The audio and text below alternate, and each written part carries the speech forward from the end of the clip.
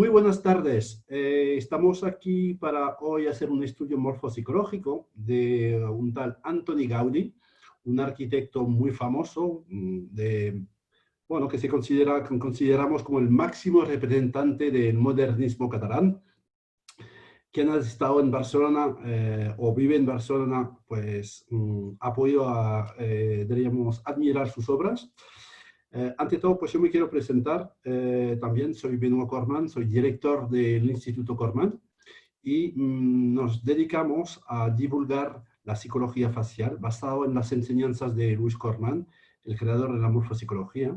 Y básicamente lo que hacemos es enseñar una metodología que permite a la gente pues, usar la psicología facial para dos temas: para el autoconocimiento, conocerse mejor, sus motivaciones, sus puntos fuertes, su sombra, saber realmente dónde está nuestro motor, y también para conocer mejor a los demás y así fluir mejor en las relaciones, que sea en un contexto personal, de pareja, de familia, o también en un contexto profesional, con un equipo de colaboradores, con proveedores, clientes, en fin, muchos, como profesor que busca una forma también más, diríamos, personalizada de contactar con sus alumnos, de saber cómo motivarlos, los coaches, los psicólogos. Hay mucha gente, todas las personas que tienen, diríamos, como centro el ser humano dentro de su profesión, pueden estar realmente, ser usuarios muy diarios de la morfopsicología. Bien, vamos a empezar entonces con el estudio que hoy nos toca, Antoni Gaudí. Antoni Gaudí, os voy a hacer un resumen, diríamos, corto un poco de su vida, para que tengáis un poco, para los que no lo conocen del todo, diremos una percepción un poco del contexto de este hombre. Antoni Gaudí nació en una familia bastante humilde en el año 1852. Tuvo una infancia bastante dura porque padecía de problemas motrices y de constantes enfermedades que lo obligaban a permanecer más custodiado que un niño normal cualquiera. Y a lo largo del tiempo esto también influyó bastante en la personalidad de Gaudí, haciéndolo más introvertido y un poco insociable. La obra que logró sacar a Gaudí del anonimato fue un trabajo decorativo que realizó para la Exposición Universal de París en 1878. Y esta obra sorprendió por su gran originalidad y delicadeza. Aquí la vemos, es la vitrina para la guantería Esteban Comella, expuesta en el pabellón español, y sorprendió a un tal Eusebi Güell, que era un industrial muy exitoso del sector textil, que luego se convirtió en su principal cliente y protector. A partir de ese momento, pues la continuación de la vida de Gaudí fue historia, porque empezó ya a encadenar ya realizaciones de arquitectura muy sorprendentes. La Sagrada Familia, la Casa Vicens, el Palacio Güell, la Casa Batlló, el Parc Güell, la Pedrera, todos estos monumentos, pues son monumentos que podéis admirar, por ejemplo, en la ciudad de Barcelona, y que son todos patrimonios de la humanidad de UNESCO. Este hombre tenía una gran habilidad para poder resolver cálculos estructurales sumamente complicados y buscaba constantemente nuevas tecnologías y variantes para la construcción. Y esto impresionaba mucho a sus colaboradores y muy a menudo también dejaba a sus colaboradores muy perplejos con las nuevas ideas que presentaba en el día a día. Era un sin parar de innovación, de búsqueda, de romper patrones. Y entonces, bueno, su mayor obra fue La Sagrada Familia. En esta obra se centró la gran mayoría de la segunda parte de su vida. Los últimos años de su vida fueron bastante duros para el arquitecto porque todos sus seres queridos habían muerto, incluso su amigo Eusebi Güell. Y a esto también se le sumaron pues, unas frustraciones, diríamos, amorosas y una profunda crisis económica también. Gaudí estaba bastante mal, arruinado emocionalmente y también económicamente, y también se sumergió en la religión buscando una salida. Su muerte fue un pelín trágica porque fue atropellado por un tranvía. y no recibió socorro de forma inmediata porque la gente le confundió con un mendigo, porque su ropa, diríamos, parecía más la de una, por su desarreglo, su aspecto y sus sucias ropas, se parecía más a un mendigo, ¿no? Y entonces la gente, pues, pensó, pues, ¿este quién es? Y al final, pues, cuando se dieron cuenta, pues, murió un poco tiempo después. Aquí lo que pasa con Antonio Gaudí, aquí lo vemos de joven, disponemos de muy pocas fotos de Antonio Gaudí. Eso es un poco el problema, pero bueno, visto la originalidad del personaje y la herencia que nos ha dejado, igualmente era interesante hacer un estudio para entender mejor a este hombre, que justamente era un hombre que defendía mucho su privacidad y no se exponía mucho a nivel de vida social. Entonces, se sabe bastante poco de este hombre a nivel de su personalidad, de su vida social. Vamos a ver, vamos a repasar un poco el mapa geológico de la cara de Antonio Gaudí y ver dónde estaba esta genialidad, dónde digamos, se podía percibir que este hombre tenía unas características que le hacían muy especial y que pudo justamente pues aunar pues esta obra realmente pues digamos sin ninguna comparación, porque era realmente una obra, y sigue siendo una obra, diríamos, modernista, muy creativa. Entonces, bueno, aquí podéis ver, bueno, vamos a analizar el marco, los receptores, el modelado, el nivel de tonicidad, tonía, vamos a ver el perfil y también los tres receptores, los tres niveles de su rostro. Lo que quiero destacar aquí, sobre todo, pues era un rostro, aquí lo vemos de 3/4, pero un rostro que tendía más bien a un marco medio, tenía más, un pelín a la conservación, a decir, a la retracción. No era muy ancho, vemos que tendía a ser un poco más alargado que ancho. Entonces, vemos que aquí hay una tendencia, diríamos, a proteger su mundo interno, ¿no? Lo que aquí realmente destaca es esta parte superior de su rostro, de su cara, es esta frente. Daríamos aquí, bueno, la vamos a ver, aquí la vemos, bueno, aquí la puedes ver sin los dibujos. Entonces, bueno, este rostro realmente es muy llamativo, sobre todo en la parte superior, ¿no? Vemos una frente ahí bastante ancha, con una altura razonable, tampoco es como, diríamos, un triángulo, un rectangular tumbado, ¿no?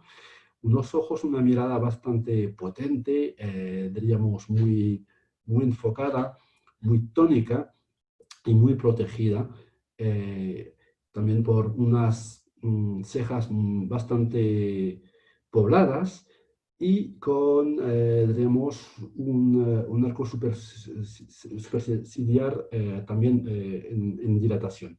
Entonces vemos que aquí hay un nivel intelectual muy potente que vamos a ver presenta bastantes contrastes hasta antagonismos.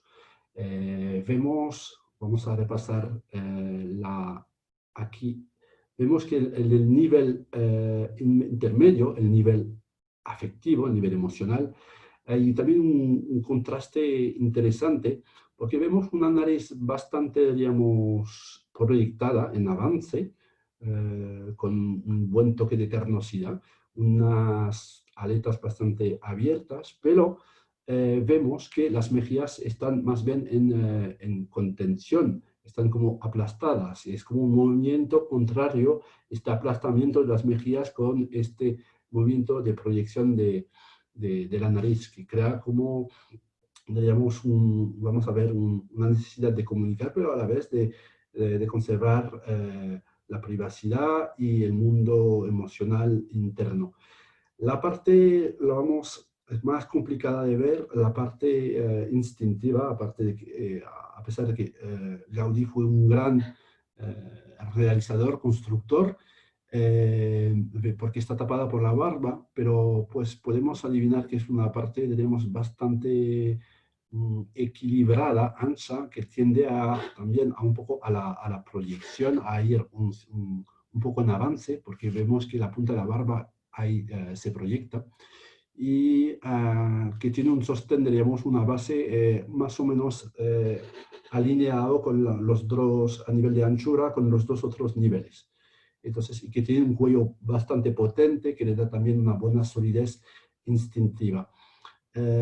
Aquí lo vemos mejor de perfil. Sabemos que un rostro cuando lo miramos de frente es la cara social y cuando lo miramos de perfil es más la cara íntima. Aquí también es una aleación de muchos movimientos que a veces antagónicos.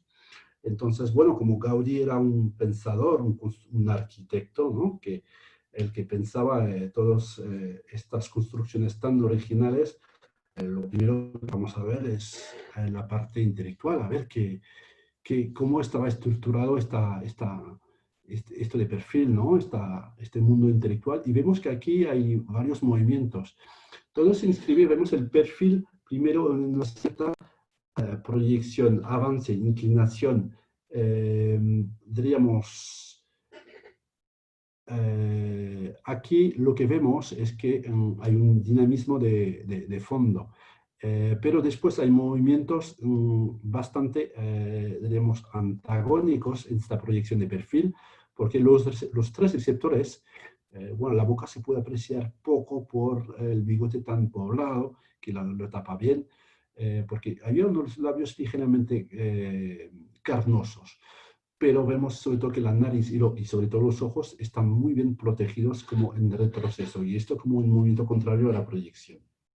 Y también vemos aquí, y vemos que, bueno, el nivel aquí emocional no es un nivel muy, diríamos, muy importante en términos de volumen, es bastante corto en altura en comparación con el nivel superior y el nivel inferior. Nos dice un nivel corto que no es un nivel donde la persona siente mucha seguridad, tiende más bien a protegerse y a mantener este nivel, diríamos, bastante reservado a un entorno, se abre solamente en un entorno seguro, lo que no, ya nos permite saber que Gaudí era una persona que se abría más bien cuando estaba con gente conocida que correspondía a sus criterios de calidad, ¿no? Y bueno, indagaremos un poco más este aspecto relacional luego. Lo que vemos en la frente aquí, lo que llama mucho la atención y lo vemos de frente, son nuestras arriba aquí protuberancias, dos como protuberancias que son como islotes de dilatación que nos indican, diríamos, aquí una gran imaginación, que son como los restos de la infancia y que están bien canalizados por aquí un surco de reflexión que permite que esta imaginación se pueda, diríamos, plasmar en ideas tenemos pensamientos estructurados. Y también vemos aquí los que os decía, las protuberancias supraorbitales, que están también bastante en avance, como en dilatación, y que nos indica también un gran potencial de observación de la realidad inmediata y de las cosas concretas. A ver que Gaudí era una persona que enseguida podía empaparse de las cosas, de las formas, y de ver enseguida el funcionamiento concreto de las cosas. Bien, entonces, voy a volver vamos a ver un poco, pues, esto, su personalidad. Su personalidad era una personalidad, diríamos, basada en el mundo intelectual. Este señor, de los tres niveles, vemos que el nivel dominante es el mundo intelectual, vivía en su mente. Para él, aprender, poseer conocimientos y convertirse en experto en algo a nivel de conocimiento era algo muy, muy importante, vital para él. Diría que el mundo de las ideas era más importante que el mundo relacional o el mundo instintivo material. Era un ser, como lo vemos, bastante, por sus receptores, bastante independiente. Diríamos que dejaba, diríamos, un distanciamiento constante entre su mundo interior y el mundo exterior. No aceptaba opiniones ni doctrinas recibidas. Examinaba todo por sí mismo. Filtraba, contrastaba las informaciones. Tenía una personalidad también, vemos bastante, lo vemos a nivel pómulos idealista y también con esta frente que se ensancha hacia arriba. Firme en sus valores, y lo vemos aquí a nivel emocional, que era un ser comunicativo en la forma, pero en el fondo era como muy fiel a sus valores emocionales. Y tenía un alto también nivel de sensibilidad, pero era bastante seguro de sí mismo. Y esta seguridad de sí mismo y esta distancia a veces se podía interpretar un poco como un toque a veces de prepotencia o de arrogancia, pero era más bien un ser sensible que buscaba ante todo protegerse. Siempre se sintió diferente al resto, aunque tenía muchos amigos, pero podía sentir que no encajaba con la norma, era como un ser que sentía que tenía un destino diferente, destinado a algo más que un trabajo diario, a hacer algo especial. Entonces, si entramos un poco más, he visto que digamos, su dominancia es el mundo del intelecto. Vemos que este intelecto, sobre todo, está muy, digamos, configurado por la imaginación. Era el arquitecto de los sueños, básicamente. Porque vemos que esa zona superior de la frente es la zona de la imaginación y es muy potente, es muy, aunque es no es una frente muy alta, hemos dicho que es más ancha que alta, pero esta parte superior es como, está bien anclada en la realidad. Vemos que no era un soñador infatigable, pero soñaba despierto, vemos que soñaba para actuar del mismo modo, ¿no? Con convicción y con decisión.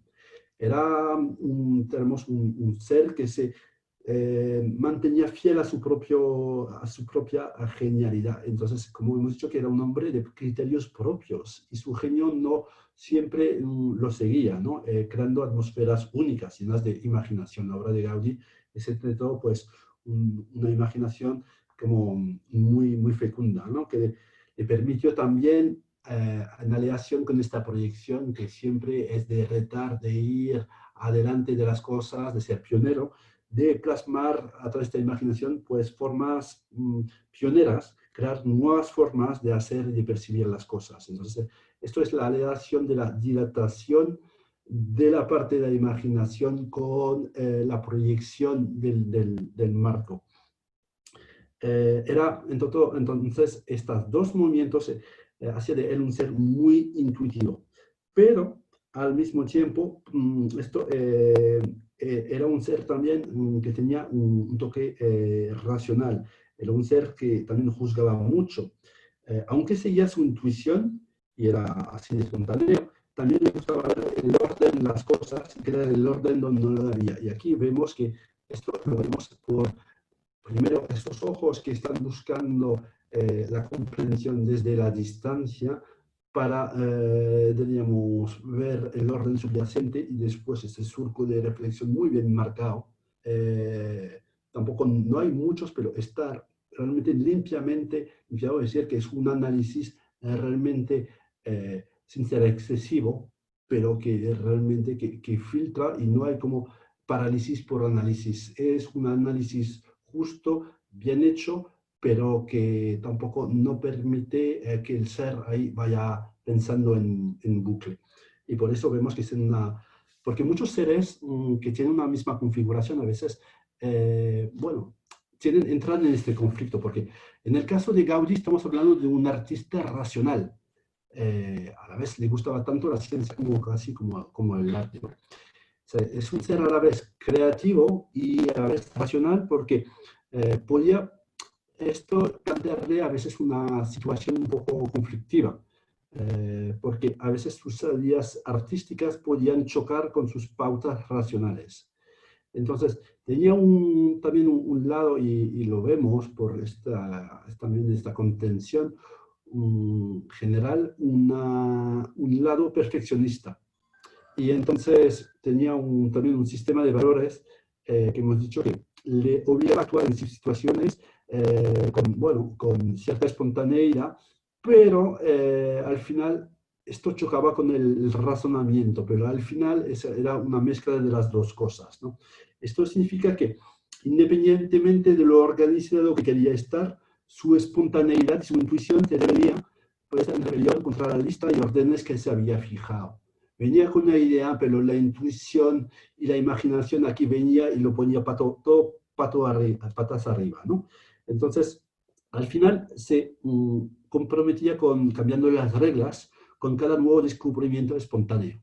Entonces era un cóctel un poco explosivo, ¿no? Entre tengo que dejar libre albedrío a mi imaginación y a mi intuición, pero lo tengo que todo esto plasmar dentro de algo que tenga un orden subyacente. Por lo tanto, usaba su lado artístico para representar su mundo interior, porque era un ser más bien introvertido, hemos dicho. Y esto hace que como era todo lo que plasmaba afuera era como una expresión de su mundo también interior muy rico, si él recibía críticas, esto podía sentirse como un ataque frontal a sus sentimientos, ¿no? Y sus pensamientos más personales. Esto le daba un toque a veces también un poco de susceptibilidad. Pero usaba su racionalidad para medir y juzgar todo lo que iba aquí floreciendo en su mente, ¿no? Antes de que cualquier otra persona pudiera hacerlo. Significa que él todo estaba lo pasaba todo por el filtro del análisis y de la racionalidad para que nadie pudiera desmontar aquí y decir, wow, esto es una cosa de loco. No, no, todo estaba pensado. Entonces, en su locura de invención, detrás había todo estaba pasado por el filtro de la racionalidad. Entonces, esto es como algo muy, muy sorprendente. Es algo que justamente puede colapsar la persona. Muchas veces, personas que tienen esta alienación, pues se pueden colapsar y al final no crear nada. No fue el caso de Gaudí. Él consiguió hacer este cóctel y hacer que esta racionalidad pudo realmente encontrar la manera de plasmar esta imaginación. Podemos decir que era un desordenado ordenado. Tendía a no dejar nada al azar. Vemos estos ojos muy encabados que anticipan el peligro. Entonces, tenía que saber todo sobre todo en concreto. Era muy metódica y podía hacerlo también vemos que a nivel de la boca, que es también una boca bastante bien, también concentrada, está en el control del tiempo, ¿no? Sabía programar perfectamente sus actividades y sus aprendizajes.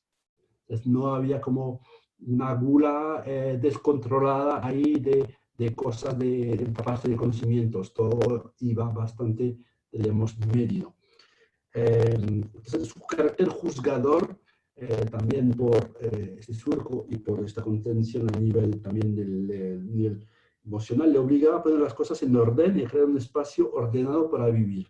Sin embargo, como era muy creativo, una vez que había este orden, quería experimentar el espacio, ¿no? Y el fuego creativo que había dentro de él no le permitía asentarse en el mismo entorno durante mucho tiempo, porque también había esa proyección que es el cambio constante. Allá va esto, hacía que donde había orden, después lo volvía a poner un poco todo en desorden, ¿no? Y hasta que metiera un completo lío en esta situación. Entonces, era por esto un fuego constante de creatividad. Siempre ponía carbón ahí en la locomotora de la creatividad. Y esto hace que la tonicidad que tenía este hombre también le permitía aguantar esfuerzos continuos. Y vamos a ver que también era un hombre muy disciplinado. Esto también. Pero si entramos ahora un poco, pero Gaudí a nivel emocional, relacional, ¿cómo era este hombre? Pues era un ser, aquí lo hemos visto, lo vemos, que un ser a la vez bastante desapegado de las emociones. Huía de los sentimientos, básicamente, porque lo que valía en él eran las ideas. Su dedicación al trabajo era plena. Lo hizo descuidar bastante también del poco tiempo libre que le quedaba para su vida privada, ¿no? De hecho, Gaudí no contrajo nunca matrimonio y su vida sentimental fue más bien una fuente de sufrimiento y de desilusión. Era un ser muy protector de su mundo interior. Lo que vemos es que sí se distanciaba mucho del mundo exterior eh, para mantener digamos, esta objetividad y observar con más, digamos, en el conjunto la totalidad del mundo. Ante todo, este ser quería evitar, lo vemos en la contención, que está muy marcada a nivel emocional, quería evitar la invasión. Entonces, invertía más tiempo en la soledad que en compañía de otros. Imaginaba más bien realidades alternativas, y esto lo hacía cuando estaba solo. Era, por lo tanto, una persona bastante difícil de conocer, ¿no? Y era un ser en el fondo que esto necesitaba un refugio, que fuese como su templo, ¿no? Donde podía mantener su espacio personal y marcar sus límites con los demás. Su privacidad era un tema, diríamos, no negociable. Así que, por ejemplo, cuando Gaudí iba a la misa, solamente iba, o una hora, iba a la misa y después se iba, no se quedaba. No quería interactuar mucho socialmente. Era una persona que tendría a sentirse atrapado cuando alguien se volvía emocionalmente demasiado importante para él, como abrumador. Las emociones intensas podía como hacerle sentir débil. Entonces, ¿qué hacía con estas emociones? Que aquí se ve, porque contactaba con la gente, pero al final como que vemos que aquí lo que usualmente llaman la retracción lateronasal, que es un antagonismo que crea un poco pues de conflicto.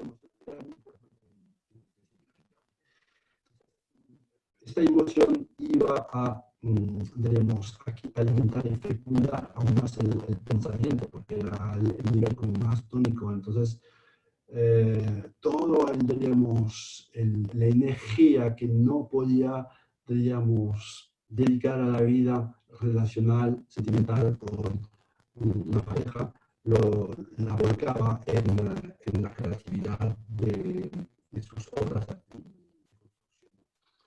Eh, lo que quería estar con la gente igualmente, ¿no? Necesitaba soledad y concentración en sus ideales, sus aspiraciones, pero también necesitaba pertenecer a un grupo, ¿no? Por eso a veces vivía con dos ritmos, el de permanecer callado y aislado en su mundo propio y también en sus investigaciones para después tornarse como gregario y participar activamente en el grupo de relaciones vital. Pero ese grupo era un grupo como de personas muy selectas, a pesar de todo. Podía tener muchos conocidos, pero pocos realmente seres, diríamos, íntimos. Entonces, esos seres tenían que ser personas realmente con también un nivel de elevación. No pueden ser personas superficiales o sentimentalistas. Para él eran personas que no le generaban interés. Él quería unas personas que apreciaban de verdad y sobre todo que no le ponían presión hacia su popularidad. Personas que realmente podía sentir como una cierta cercanía sin estar, porque él no era una persona por este pudor que vemos que era muy importante en él, no era una persona de meterse en primer nivel. Diría que él, cuando era más productivo, es cuando se podía mantener en cierta, diremos, soledad. ¿Vale? Terminamos con Gaudí a nivel instintivo, la parte, digamos, de su rostro, la parte inferior, ¿no? Bueno, vemos que es un hombre que tiene un enfoque muy, muy importante, que no había dispersión en Gaudí, a pesar de que fue muy creativo, había una clara orientación hacia los objetivos, ¿no? Era, pues también vemos por la contención que hay en este hombre, mucha tenacidad y perseverancia con sus ideales. Cuando se apasionaba con algo, parecía que nada se podía interponer en su camino, ¿no? Este hombre, su lema, yo creo que hubiera podido ser: lo imposible lleva un poco más de tiempo.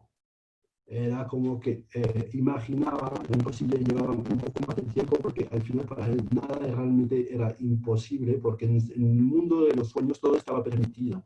Y, no, y por eso pues Gaudí nos dejó unas obras que no se terminaron, pero que siguen en construcción, ¿no? Pero él, como uno puede pensar, pero era un hombre, ¿qué estilo de vida tenía, ¿no? A nivel, por ejemplo, material. Pues a pesar de que aquí había una abundancia de pensamiento y de ideas muy, diremos, muy, un poco hasta locas, ¿no? Muy rompedoras, Abajo era un ser donde vemos que era como un ser donde había una cierta, diremos, retracción, contención. Entonces era un ser que reducía sus necesidades al máximo, ¿no? Era también por la contención, la retracción general, un ser minimalista y hasta autosuficiente. No quería depender de los demás.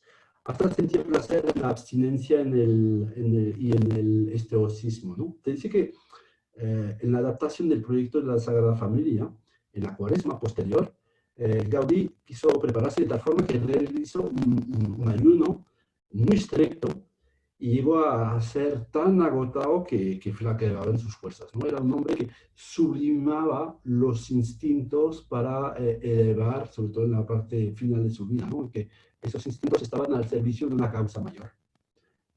Y esto con mucho compromiso, porque vemos que la contención hace que todo lo que sentía tenía un impacto muy enraigado, muy profundo dentro de él. Entonces, además, bueno, hemos dicho que era un hombre que cuando se concentraba en algo, no soltaba presa, ¿no? El aislamiento, además, que le proporcionó más la distancia con la cual miraba el mundo desde afuera, pues toda esta mezcla era, diremos, algo que hizo que pudo concentrarse al 150%, 250% toda su energía sobre estas invenciones, sobre esta creatividad. Le dio un potencial creatividad porque no había dispersión ni en los sentimientos, ni en el apartado relacional, ni en el apartado tampoco instintivo material. Veremos que la lujuria o el materialismo en Gaudí era muy escaso. Era más bien, bueno, el orgullo y esa necesidad de elevar su espíritu, ¿no? Y su mente, ¿no? Pues esto, diremos, es un poco lo que podemos decir sobre este hombre. Aquí lo vemos de perfil, su evolución en el tiempo. 26 años, cuando se acababa de graduar de su escuela de arquitectura y muy pocos meses antes de su fallecimiento, vemos que pues hay sobre todo, pues, lo que pasó a tener un modelo bastante plano a hoy aún más pasional, unos ojos más encabados, diríamos un ser más sensible, más protegido, más aislado del mundo exterior y viviendo de forma muy intensa todas las vivencias interiores, ¿no? Y entonces hizo que este señor, pues esto hasta el final estuvo muy involucrado en su tarea porque estaba casi viviendo pues, en el sótano de la Sagrada Familia y dedicándose a tope a esta obra y pudo, diríamos, pues ser muy productivo hasta el final de su vida. Bien, pues llegamos al final de este resumen del estudio de la personalidad de Antoni Gaudí. Luego también quería aquí aprovechar esta presentación para deciros que si estáis interesados en tener más conocimientos de psicología facial para aplicarlo en el día a día, se presenta la oportunidad de realizar un curso introductorio de 12 horas, dividido en clases de 2 horas a distancia, que empieza el 9 de julio. Toda la información está en la página Facebook y en la página web, la puedes ver. Y para cualquier información adicional y reservar vuestra plaza, podéis contactar por teléfono al 649-9322 o enviando un email al mail info@institutocornell.com. Muy bien, pues os agradezco la atención y voy a aprovechar pues también vuestra presencia para saber si tenéis cualquier pregunta sobre el estudio o sobre la psicología facial en general. O sea, veo que hay personas habéis desconectado vuestro micro, lo podéis activar y preguntarme si tenéis un comentario, una duda sobre lo expuesto.